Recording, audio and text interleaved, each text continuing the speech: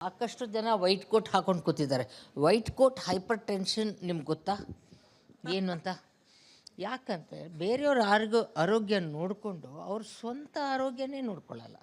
ಹೀಗೆ ಸಮಯ I will see tomorrow ಅಂತ 35 ವರ್ಷ ಕಳ್ಕೊಂಡು ಬಿಡ್ತಾರೆ.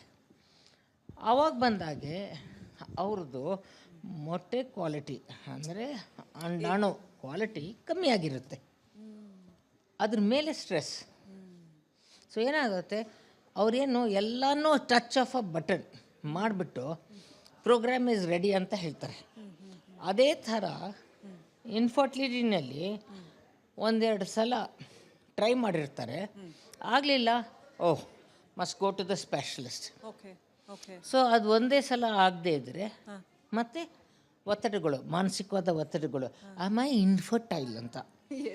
ಬಟ್ ಈ ರೈತರುಗಳು ಮತ್ತು ಇಲ್ಲಿ ಬೇರೆ ಎಲ್ಲನೂ ಬೇರೆ ಡಿಸ್ಟ್ರಾಕ್ಷನ್ಸ್ ಆಗಿ ನೋಡ್ತಾರೆ. ಅಂಥವೆಲ್ಲ ಏನಿಲ್ಲ. ಏನು ಒಂದು ವರ್ಷದ್ಮೇಲೆ ಆಗಲಿಲ್ಲ, 2ನೇ ವರ್ಷದ್ಮೇಲೆ ಆಗುತ್ತೆ.